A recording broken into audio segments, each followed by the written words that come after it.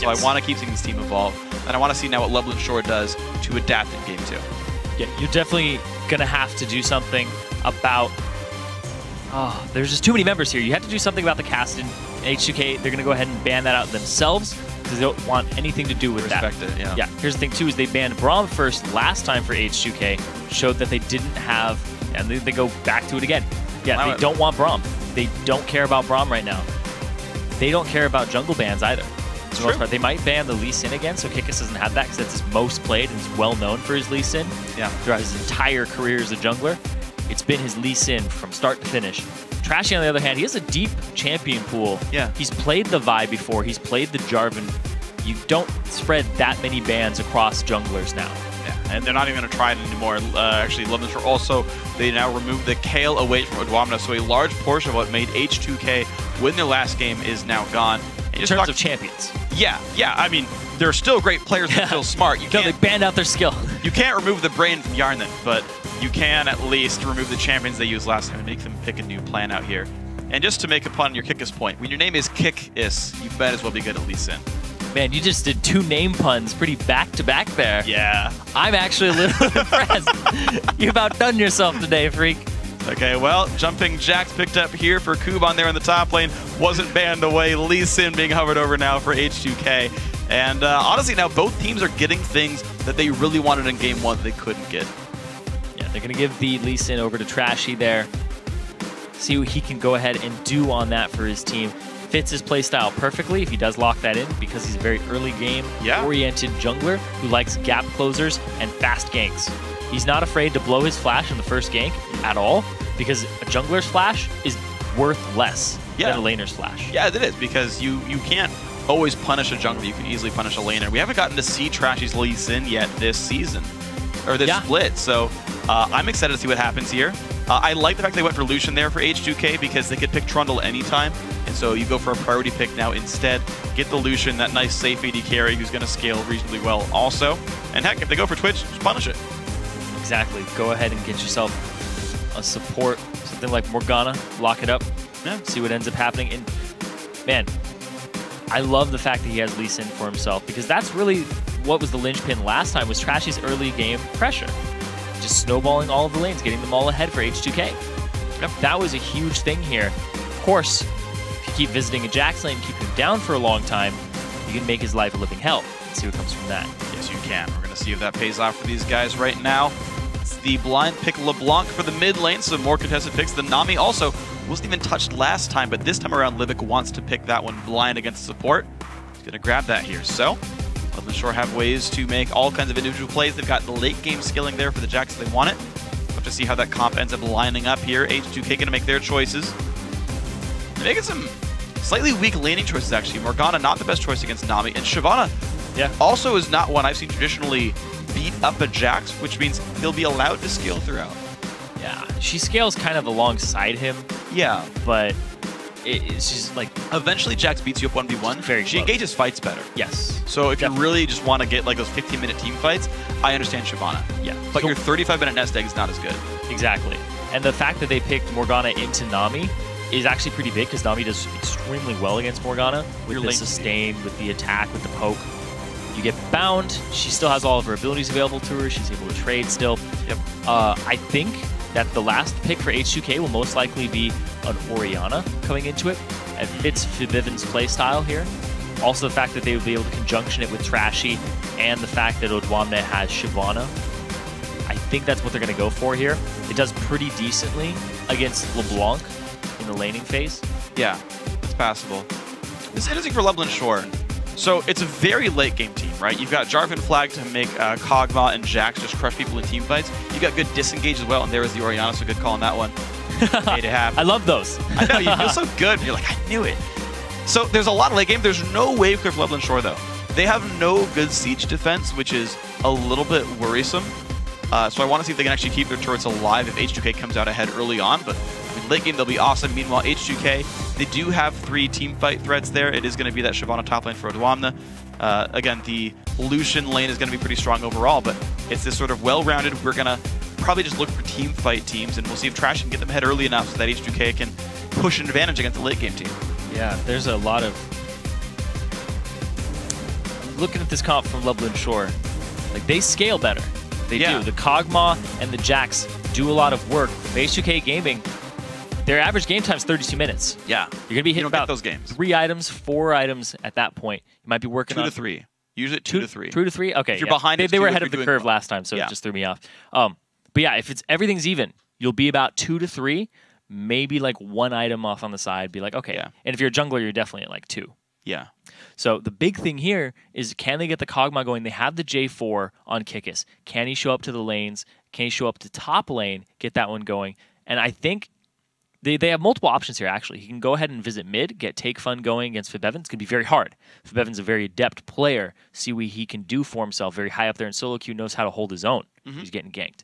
Absolutely. So big thing is, if they can get the LeBlanc going, Take Fun can spill over into these other lanes. That snowballs so hard. Absolutely can. We'll see if he can make this one happen, because that's kind of all LeBlanc's going to do in this team is snowball the early lead. I want to see Kikis and Take Fun do stuff, because it is them that makes things happen. Yeah.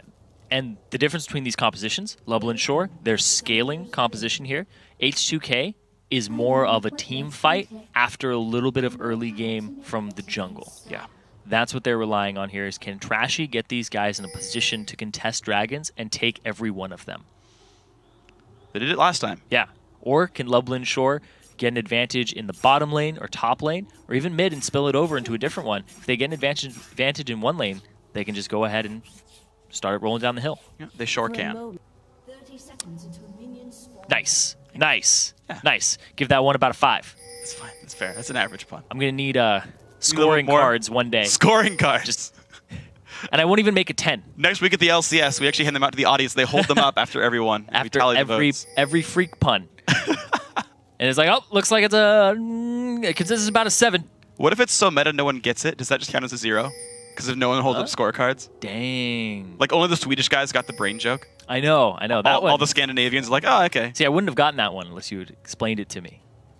Wow, we talked about that already. Yeah. In the office, but yeah, But exactly. yeah, I was going to say, I wouldn't make a 10 card. It doesn't exist. Exactly. But if I ever needed it, I would combine the 1 and the 0. Just to have my back covered. Actually, I wouldn't even make a 9. Because your Hold the puns 6 upside down. Exactly. Your puns don't even go that far. That's just mean. Best I've ever heard from you is an 8. Step it up, Phreak. Whatever. You didn't get the other ones. Anyway, guys, we are into our lane matchups, and H2K are going to...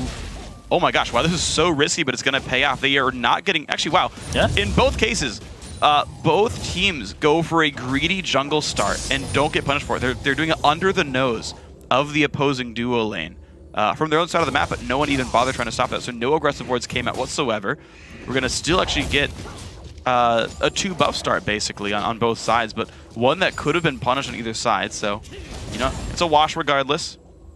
H2K's jungle is staying on their own side of the map. They're going to be ending at the top side, so they can go for another 4-0 dive if anyone was there to defend it.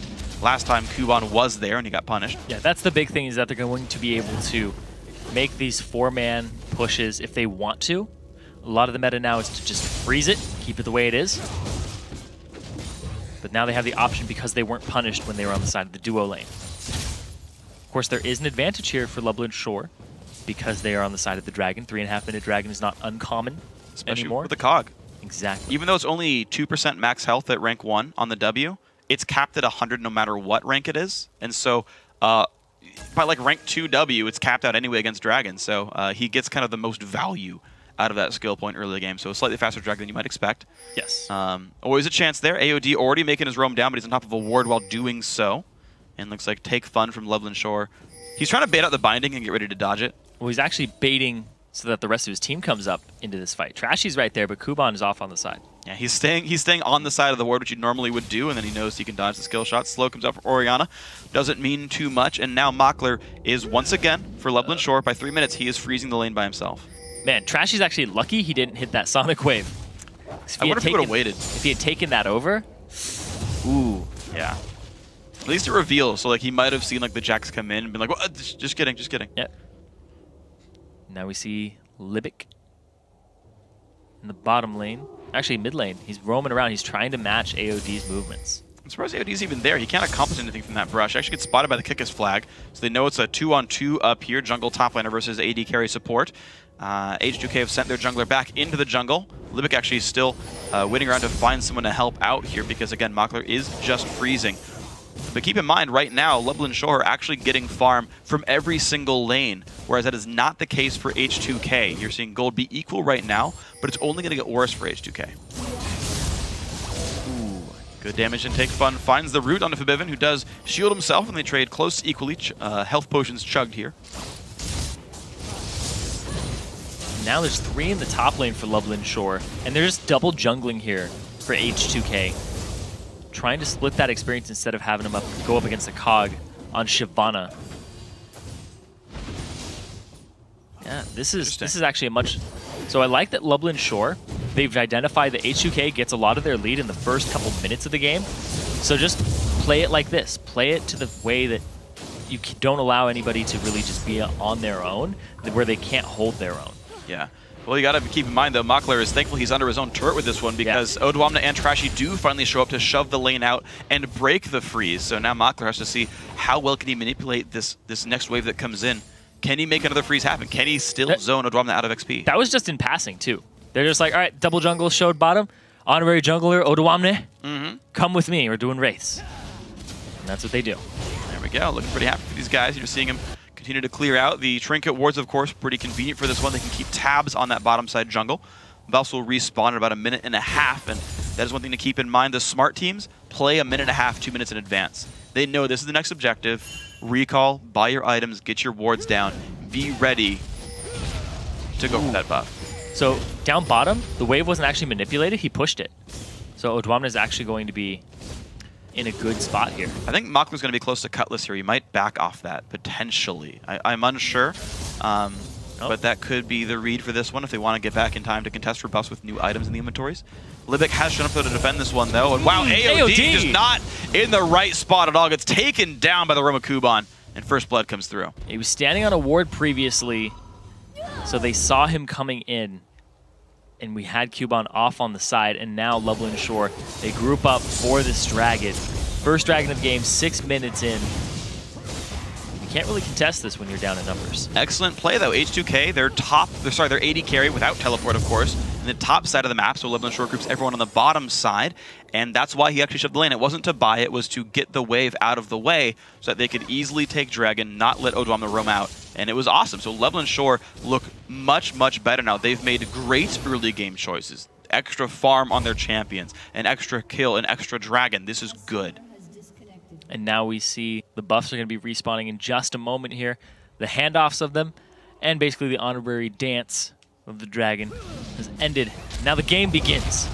People start going into their lanes, start pushing them up, and getting whatever little advantage they can and actually fighting their lane opponent, instead of the chess match that happens in the very early game. And it's going to be the underfarmed junglers, underfarmed top laners against the much larger AD carries is the dynamic here. And mid laners. Yeah, sure. Of course, relatively, sure. AD carries are bigger than they would be normally on 2-on-2 lanes. Mid laners, as strong as they would be, but relative to opponents, yeah, they are bigger than a top laner is right now. So extra weight on Forbidden, Yarnan, Take Fun, and Makler here. See if they can do anything with that. Of course, Makler's done very well, helped his team get a dragon. And now this bottom lane turret taking some damage. And zoning off Odwamna. This bottom lane turret, very, very low. It's going to go down this wave. And they'll actually do the perfect... Oh, yeah, they'll do the perfect freeze of it, except that some of the minions have taken some damage. Yeah, the minions taking some damage, although they're getting a little bit better focus from the minions. We'll see if it does push out anyway. Forbidden and Take Fun again in a battle, but the left-hand side of the map, there is some action coming in there. H2K just outnumbering the opposition, and so Kikis has to be pretty careful here. Kuban as well, but you know what? 3-on-2, they're not getting any major damage down. Going for this turret, trying to see if they can get it. Actually puts Lublin Shore an entire turret up. Take Fun looked like he was going to roam top. Found himself the pink ward. And right now, really just Lublin Shore looking a little more coordinated than the last game, for sure. Absolutely. H2K not getting the early aggression that they wanted. And that's actually what this team looked like. It looked like Lee Sin was going to look for something early, but when you lane swap it like that, you really can't do anything. And then this team is all about the team fight. But they gave up AOD before the dragon, which means they couldn't even go in on that. So now, Lublin Shore have set themselves up with the scaling team composition they've picked with Kog'Maw, LeBlanc, and the fact that they also have Jax. If they just hold on and just outlast H2K, and just kind of create this gold lead that they can expand even further over time by zoning and having potential, then they can start running away with the game, whereas H2K, they need the fights. Exactly. This is kind of the funny thing about having these really early game focused junglers who can't, like, Lee Sin can't super force things pre-6 like a Jarvan can. Like, you can land some damage in, like, a mediocre slow, but, like, you don't have an AoE knockup, right? You don't have, like, a hook like your Nautilus or something like that. So you don't, like, you're an early game jungler who can't really force plays in lopsided situations. And so that pick kind of doesn't do much in these 2-1-0 situations. Right? When you're in these lane swaps, early game power means a lot less. Individual playmaking means a lot more if you can force things. And so it's really more about what does your team comp do, because these guys won't interact for the first 10 minutes. Not much, unless you misplay. Yeah. So Dragon's not up for about another 3 minutes, or 2 minutes here. We'll be up about 12:40-ish. So Lublin Shore, they're just getting deep vision right now and seeing if they can keep tabs on Trashy, because he's been the one who got them their early game lead last time. And now they're finally going to actually even up the turrets in the top lane. Yeah, there we go. That finally does go down to the resources spent there by H2K and the attempted gank there. The ulti coming in for Bivin, forced to lose his flash, but the bubble's going to land as well. Big damage coming through. Exhaust on as well. One more hit, and the kill's picked up actually by Libic, thanks to his auto attacks there, and that is Lublin Shore finding their second kill and some time in the mid lane. Yeah, it's the second time they've gotten a kill in that middle lane. And now they're going to get this turret, do some damage to it. At the same time, Trashy is here. Man, a big part of that is just the gap closers early. Saw the distance that was covered there by Kikis without even the use of flash, blowing Fibivin's flash, and also getting the kill for it. Just really well played there by Kikis. I guess Jarvan's doing really well in this series. Yeah, he is. I mean, Jarvan's been awesome. He's one of those underappreciated champions, and again, the fact that he can he is helping. The fact that he can force things, though. Yes. Like, he is one of the best force gankers in League of Legends, and I think that's an underrated trait that people haven't respected in a little while. Like, everyone was tunneling on, oh, who can fight the other jungler the best? Who can invade and fight that guy off? But that's meaningless right now. People are realizing, you know, counter jungling is a team effort. And you know, getting rid of the champions in the lane because you can force ganks that other champions can't allows you that extra numbers advantage. Yeah, absolutely. And when he blows even just a flash, it comes up big on the laners and gives them an advantage. And now, Dragon's not up for about another minute, but we'll see. Everybody's setting up. Now they're going to go ahead and place the long wards and get themselves this long-lasting vision so that they can see H2K coming into the Dragon. They got the previous one. And now looking for it. Man, both teleports up. See what ends up happening here in this top lane. There is an advantage for Odawamne. He just backed and got Sunfire Cape for himself. He's a little stronger in this team fight. And the big thing here is that H2K have been waiting for the Dragon team fight. Last time AOD got caught out, it was unfortunate for them. But that's their ticket into this game, is their team fighting composition and the shockwaves from Fabivin. That's what they're looking for. Lublin Shore, on the other hand, they want to scale. And the Dragon helps them scale. Yeah. If they can keep making individual plays like Kikis has been, that's all they need to buy the time. Yeah. Here's the thing, too, is they don't really have vision on Dragon for H2K. It's just been denied by Lublin Shore currently. Teleport, though. H2K wants his battle. Bubble's going to hit. Odawamne nicely done there. Trashy's going to land the Q, though. Flashback. Kicks Libic back in. Extremely well played. That's a kill picked up. And there's the Dragon attempt. There's the facilitation there by Trashy again, coming up big for his team, getting the pick before the Dragon fight. Kuban, he's teleporting in now. This is so risky. They have it's this a 4-on-5 for Dragon. Smite comes in. H2K gets that. He's forced to flag toss away. And that is not exactly the right use of teleport necessarily. I don't know why they thought they could fight that. Yeah. Kuban could have gotten a turret. Didn't go for it. Instead, goes to try and help his team. Doesn't come a big... Oh no, Mockler is on the wrong Shockwave side of this fight. Shockwave's going to push him against the wall. Still damage comes through. Trashy forces the flash away, but lands the Q in the fog of war. And Mockler... Oh, it's so close. He's got no flash. The Q's coming up in 2 seconds. Does he get the dodge?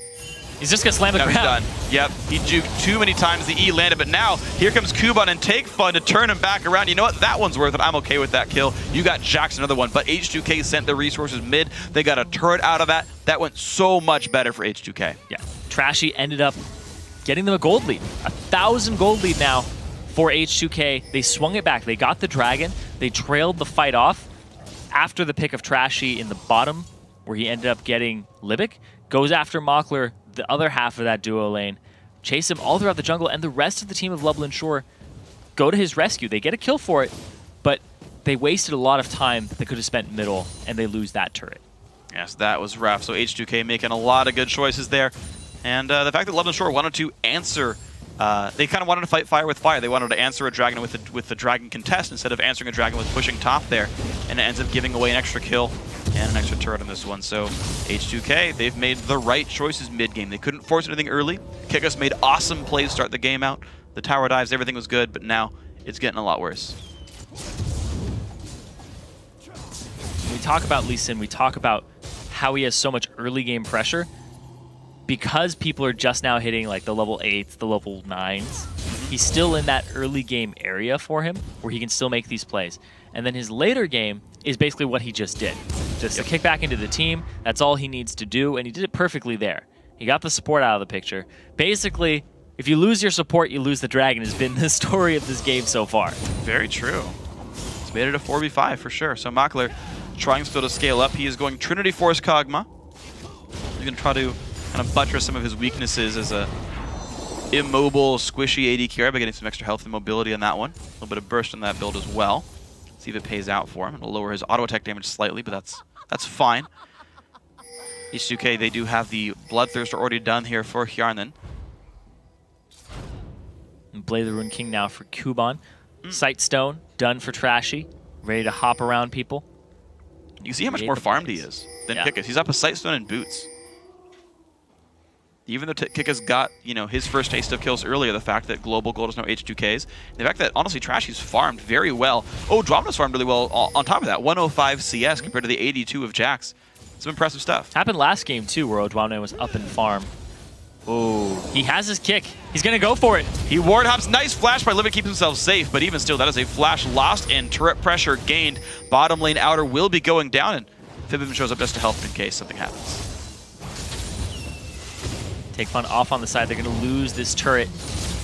But yeah, it's so difficult to fight against this team fight composition that has some pick integrated into it. Like Fibevin, his Orianna is typically, I'm going to sit around, I'm going to farm, and then I show up to the fight Shockwave and everybody's chunked down to half HP. And at that point, it's just cleanup crew. Gotta say, it's been really good plays now by H2K to turn themselves into a good spot. Take Fun tries to make plays. Good shield there by Fibim, keeps himself from taking too much damage. And then we got to see what's next for these guys. They're actually still, I would say, in a really good spot overall as a group. Since Triforce still not done for Cog, means Makler is not very scary just yet. The double Sightstone means they're going to have a lot of ward control as well, and they can play for buffs, I think, pretty easily. Only 2 sweepers so far for the team. Actually, AOD hasn't switched to sweeper yet. I think that's on accident, but he's staying with the trinket droppers so far. I'm trying to duel him there. See that the ward is also in that bush, in the tri-bush. Both junglers now top. Here's the thing, though. More combat stats on Trashy. That is a danger here. Not to see Odwamne is a little bit lower in the HP department. But he wants to fight. He doesn't know that Jarvan's waiting in the wings as well. Not giving the respect that Kikus could be around. Oh, Take Fun's coming up because they ended up seeing AOD for just a split second. Oh, they pinged him. They pinged that he might be in that brush. Kuban's going to face he kicks him into the turret, though. Here comes the jump in, though, for Jarvan. The stun and trash. He's going to go down, not respecting that one at all. Well done, Lublin Shore. They've got control over the top lane. And the roam from Take Fun, just in time there. Absolutely excellent. So here we go. Bot already being pressured up by Makler and Libic. Top lane going to be going down, and LBS going to find their way back into this game. 700 gold difference is not bad at all. Not at all. It's just been neck and neck all game, just teeter-tottering back and forth.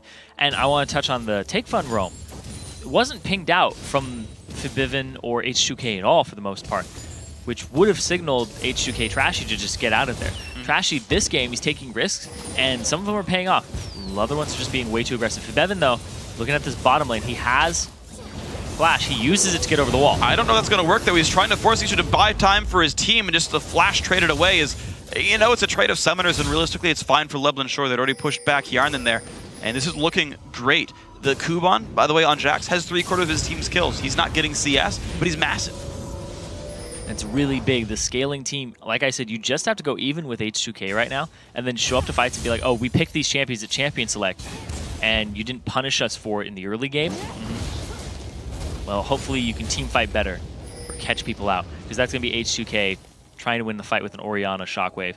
And like we saw right there, all you got to do is flash as Kog'Maw. It does nothing.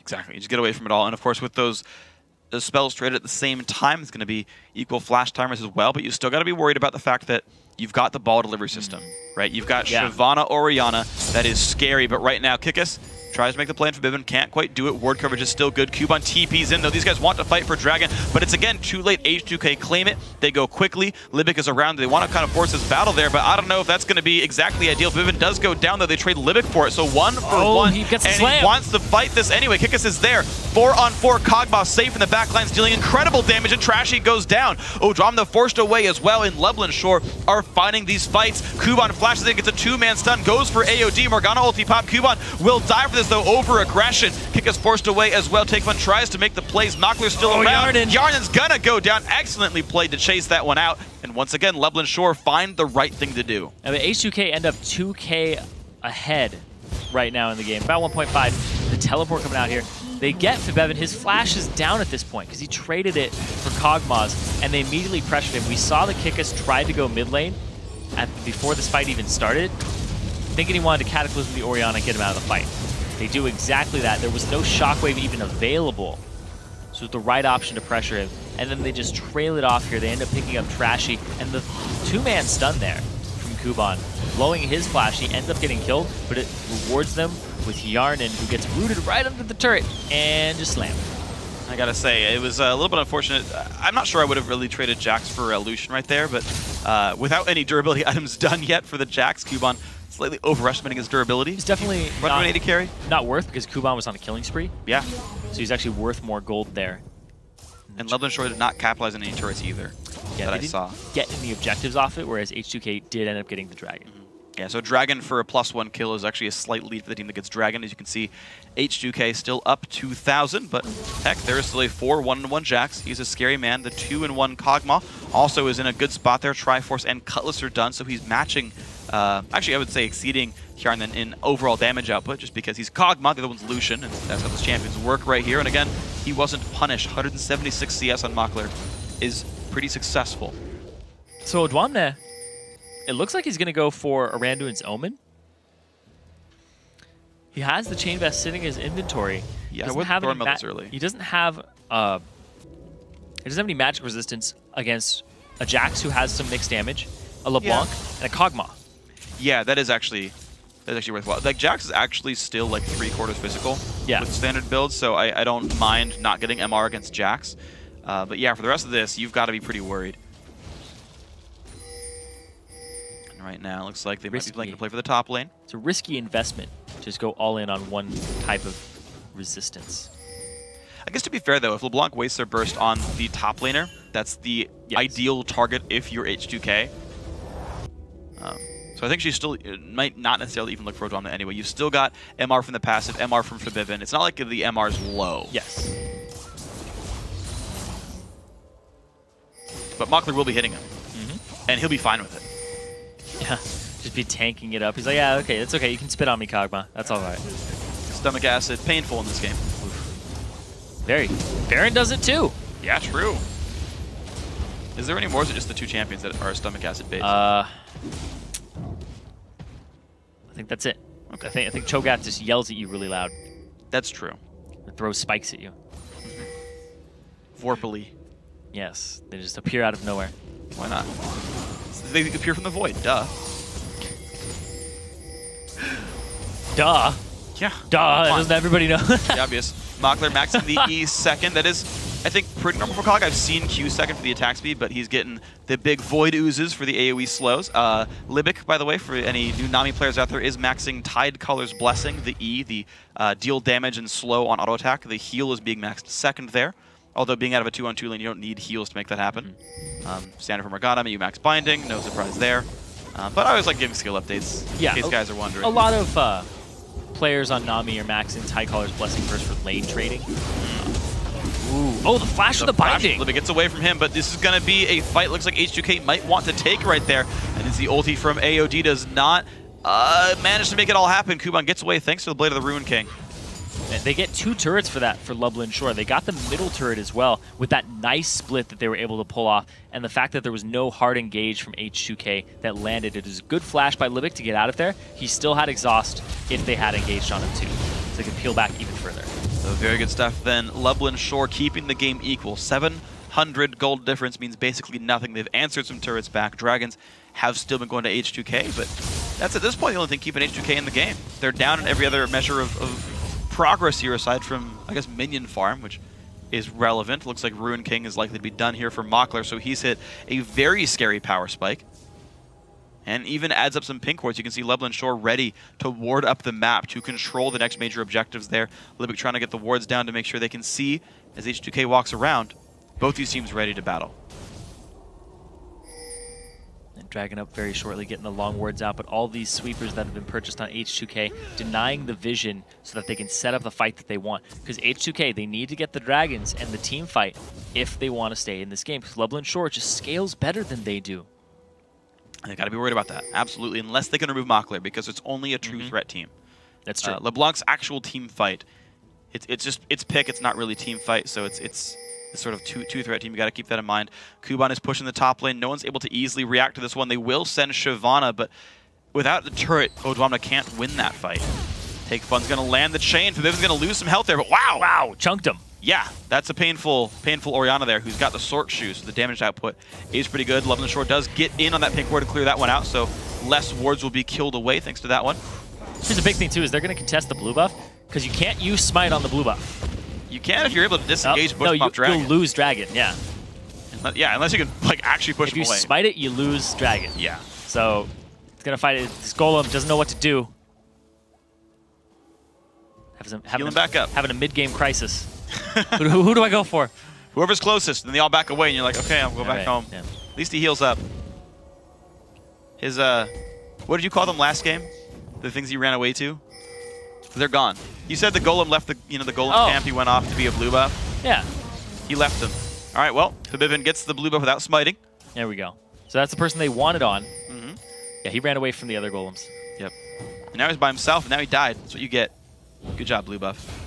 Ooh, Binding does hit Take Fun, but he's reasonably safe. They're going to go for it anyway, though. Big damage comes through. Flash is not enough, and he goes down. Dragon was claimed by Lublin Shore, though, on the back of that one. And they're going to stay safe. It's actually an advantage there for Lublin Shore because they got the Dragon. They now have a 400 gold lead. And we said it earlier, 1 kill for Dragon is definitely worth it. Take Fun on an assist spree, but here's the thing, it's 4v5 with Smite down, and H2K are running towards there, and these teams spent so much time getting coverage over the bottom side of the map. There's no wards right now. Kuban coming around to flank, 13 seconds still until they have LeBlanc. Ooh, they're chunking it down pretty quickly. Very low on health. Kikis might not have Smite up in time. They're just burning this thing down. Can they get the battle in time? Smite's up in about 4 seconds. The wave comes in. There's the battle. It's picked up by Kikis without Smite. He got it with the Q, and 2 kills come in. Lublin Shore crushing this battle 2-0 so far. Even despite a 4v5 battle, a 3rd kill, a 4th kill. H2K get crushed at Baron. They go 4 for 0. They lose the Baron 2 to Kikis. And now, Lublin Shore with this scaling team can just sit back. They have the Baron buff. They're about 8,000 gold up in combat stats. We see Kikis coming here. Trashy smites now. And then he ends up getting it with the Q. Straight through it. Ends up big there. Trashy, he goes after Mockler, kicks him back into his team, but he's already dead from Kog'Maw. And they just trail this fight off and come up huge for Lublin Shore, turning around on the tournament favorites, H2K. Oh, excellent play there by these guys. Lublin Shore, 5,000 gold ahead suddenly. What a fortunate turn of events. Of course, again, great play by everyone involved to make that happen. But now, you've got to be really worried when you're H2K here, because Lublin Shore have, honestly, you know, we said at the end of the last game, H2K have been built off of making great early game choices. And from there, they're just too far ahead for anything to happen to them. Their mid game was good for H2K.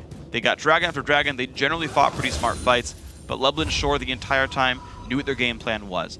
They survived the early game, in fact made some great plays early game to get kills and relieve pressure, then said at some point, Cog and Jax turn on, and that point has happened. Yeah, at that 3 item now from Mockler, after getting the attack speed item, see now he can stack on those really hard hitting ones that just are multiplicative off of his attack speed and his range too.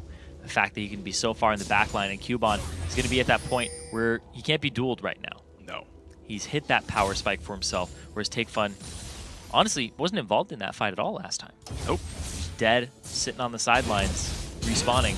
They get a Dragon and a Baron back-to-back, and now they can just farm these lanes, cause a ton of pressure, and make very calculated, very drawn-out decisions if they want to. It's looking very good for the squad right here. Lublin Shore looking very happy. We'll see now what else they can do. 0-0-8 on Jarvan. He's doing just fine. Kikis has made all good choices all game long. Trashy honestly has not found his way in. Sub 1 KDA this game. The playmaking has been pretty sparse. He hasn't gotten all of it. Kikis is, I was wondering, but he has maxed his flag second. He's there to be the supportive attack speed buff for the Jax and the Kog'Maw, saying, you guys kill everything. He's less tanky, but it doesn't matter. He still hasn't died without the shield. Now they're going to go and push this turret. Throw a standard down, too, for some attack speed. Just destroy it. Now they're going to be pushing this one straight out. Actually, the flag does make you a little tankier when you level it up. Yeah, I mean, you get 3 armor per point. I was just thinking about it. I was like, oh, yeah. I mean, 3 armor versus the shield is a pretty yeah, the shield is huge when you hit multiple people with it. There we go, though. Now the inhibitor turret under far in the bottom lane, and H2K don't have an easy way, and they're fighting a Baron buff and a team that's pretty darn good at disengaging. Take Fun just like, I'm going to stroll inside your base for a second, and I'm out. Yep. Flexing his muscles. Didn't want that one after all. Just Block's been lifted. Ward sweeping is the attempt there. H2K, they've not gotten a pink ward down by those trees, so it's actually, they can't repeatedly kill those wards. They have to use a sweeper every time. I mean, at some point, Sipson's run out of charges, but still, it's Take Fun looking for the attempt. Get some damage down. AOD down to half HP, despite the black shield. The slow and steady siege for Lublin Shore. Now, top lane's pushing in back towards Lublin Shore's base in about 3 minutes. Someone should probably take that farm. We're supposed to let it build up forever. So right now, they still got some time to push down in this bottom lane. You're seeing Makler with the W active is able just to get some damage from out of range. He's able to safely disengage. Libet could always put the wave down. Baron stop the way in. Just expired right now. So if H2K want to pick a fight, this would be the time to do it. Get some more damage down. These guys still have to be careful. The shield's not coming out quite in time for Hjarn then. Yeah, Makler, we talked about it at the very, very start. That Makler and Libic, that combo, is how Lublin Shore are going to win this matchup. But a lot of this has been facilitated by Kikis in the early game. Getting Cubon ahead, getting Makler ahead. Take Fun, he's been showing up to the fights. He was a distraction one time. Yeah. His death gave his team Baron, basically. Yeah. Well, it literally gave them Dragon, but it baited the other team to give him Baron. So, hey, gotta say, that's a worth it death. And a 4-0. That's what you say planned in all chat, by the way. Oh, yeah. Calculated, actually, rather, is the term we use here. They're just taking this lead, though, because Lublin Shore just has so much control of the map now, with a 7K gold lead coming into this. Dragon's up in a minute. Baron's up in 2. A lot of options for them, a lot of ways that they can set up for these. And they have just all this free space. They can set up the wards they want. Low chance of being picked off currently. We got to see what the move is for Lublin Shore, because there's so many they could make. Well, the siege didn't work. They had Baron buff, and H2K held the siege very successfully, so that was impressively done. Udwamna still getting picked on by Take Fun. You're seeing that game plan is working. Of just get the harass down, find a way to make it happen. There's the bot lane fight. The Vivin not happy against Cubon. Slows come out, the flash as well. The pick seemed to be the play there. Udwamna forced to jump over the wall. They won't chase that one down, but it's a 5v4. They could go for this turret. They lost their AoE initiator and their ticket back into the game for H2K. Lublin Shore, they're going to take the inhibitor and the inhibitor turret. Wow, this is good. Dragon is back up if they want it. Inhibitor turret do fall down 33 minutes in. They can back right on out and grab some more global gold for themselves. Straight to the Dragon. Yeah, it's a good choice there. They're taking the intelligent measured objectives, and again, there's no clock on them. It's not like they have to rush to close this game out. Taking these smart, measured, objective-focused plays is the right play, because you can always fall back on, well, we're taking some time, but it's Cog and Jax. Yeah, and H2K, talked about it, 40-minute is their average game time. Lublin Shore. Oh, yeah. Sorry, Lublin Shore. Yeah, it's just a misspeak, I know. Yeah, sorry. H2K's is 32. Lublin Shore's is 40. Thank you for that. Yeah. So yeah, they ended at about the 40-minute mark. So if they can stall out there, and this is very indicative of their playstyle too, get these late game champions, get them scaling, get them into that part of the game where they typically win, and they're right on par for that. Yeah, they're doing a freaking great job of this one overall. So Take Fun removes the top lane wave. That's going to start pushing in towards the base, and of course, Baron coming up fairly soon. Something to be concerned about when you're H2K. You can see they don't have good ward coverage. They have wards over the wall, no pink wards down, no real way to contest. They're afraid right now on the map. And I mean, good about H2K not to face check and die, but it means that Lublin Shore kind of has the room to make whatever plays they want. Yeah, it's a huge gold lead here. It's approaching the 10K for Lublin Shore. Baron just came up. They put down these pink wards all around this area. They have another one on Kikis available for when they do want to go for a different area. They've got two smart Use the ward spots. Pythagorean theorem there to go after taking the long way around. Why not? It's all right. They're doing well for this one. The sweeper's also being used, making sure there's no ward coverage left. You're seeing a lot of pings from H2K saying, you know, this is where this team is. They're all along the river. You're seeing Midland get pushed out by Take Fun. Hogma's going to do this so quickly. Absolutely, especially with Jarvan. He's saving the E because he wants people to initiate a fight if that happens, even though it would speed up Baron. You're seeing Trashy show up. He's going to go for it. Steal. Of course he's going to try. The damage comes through. Who's going to get the smite on this one? It's still losing health. Kikis kills Trashy and then claims Baron right after. Lublin Shore looking great now, 5v4 with a Baron buff. A Baron actually went to Mockler there, and Trashy's flash didn't even, smite didn't even get off. Yeah. Well, he died first, then Kikis just smited after he went down, and Mock got the last hit, why the heck not? But this is now Lublin Shore's game to win. 36 minutes in, they're going now towards the second inhibitor turret. That's going to drop the inhibitor now also under fire. 15 seconds of 5 versus 4. Their second Baron buff of the game, and they have made it well inside the base. Now they're going to back off of it. Instead of pushing the issue even further, going to make their way top lane and get this last inhibitor turret and inhibitor. This is the smart choice. They're taking some time. The Baron buff's going to regen them. They're going to get that top lane pushed in. They're actually going to wait for a trap just in case someone moves the wrong way around. Top lane's already pushing anyway. It's not going to really be much faster if they show themselves. They might bait H2K in going too far forward. Yeah, if they go forward to clear that wave, that's going to be the... Yep, there they go. And there's the attempt right there. AOD's trying to get away from this one. They've also got to worry about Hjarn. Then he's going to flash away. He's going to try to stay safe. He will. The wave comes in. Doesn't mean too much, but now AOD's definitely on the wrong side of this fight. He's in enemy territory right now. Has no way back into this fight. He's going to have to back off. Short needs to clear his waves, though. They actually lost most of that wave. It did get cleared away reasonably well. So it's going to be 15 seconds till that next minion group comes up, and that will be their signal to push. Big difference here from Game 1. Game 1, H2K was playing their style, and Lublin Shore was playing reactively. This game, Lublin Shore played their style, and H2K makes some very panicked moves that get punished. They seemed calculated, but in the end... It was too slow, yeah, ultimately. Exactly. Trashy was going in a lot, getting punished for it. Fibevan getting caught out multiple times. And so far in the series, Jarvan's been coming up pretty big in that early game pressure. We were talking about forcing things. Look at this gigantic minion wave now inside the base, pressuring the turrets. This gives a lot of room for Lublin Shore to go for the 5v4. Kikis doesn't like taking the turret, but he's going to for a short time. AOD walks forward. Honestly, this is safe if Lublin Shore just goes for this fight. They don't need to wait too long on this one, but they're giving so much respect to Orianna, so much respect to Morgana there. Bottom lane turret does go down. They're actually waiting for Kuba to make the play. There's the flash engage. Mockler flashes out. They can't get anything else for that. One turret goes down. The second one dropping down to Jax as well. He's going to claim all this. Trashy actually falls during this fight, and here we go. Kuban survives. One member already dead for H2K, and they're inside the base. Nexus is available to hit if they want it. They go for inhibitor number 3 right now. Kikis still removing the minion line. Their take fun's got to be a bit careful. Dragon form used, and the kill's picked up by Odwamna. It's 4v4. Kuban can recall back and teleport back to full health. The Nexus will just go down, and we're at 1-1, 38 minutes in. Incredibly well played, Lublin Shore. 2 minutes faster than their average game time there. Lublin Shore played their game with the scaling, and they got the early and mid-game lead. Basically, they were just sitting neck and neck for a very long time, and it just blew up there. That dragon into the Baron was huge. The fact that the smite was missed by Trashy was the entire game right there. And then the fact that the team fight afterwards, even though H2K is a team fight focused team, right? They wanted to go for these 5v5s. The LeBlanc's gone, it's a 5v4. Even after you lose Baron, it's like sometimes the team steals Baron, but you kill 3 of them back. Yeah. It's like, well, it's a 4v5. You pick Baron because you're going to win that fight. Like, that's why you go there in the first place. They ended up going really hard on that fight, too, for H2K.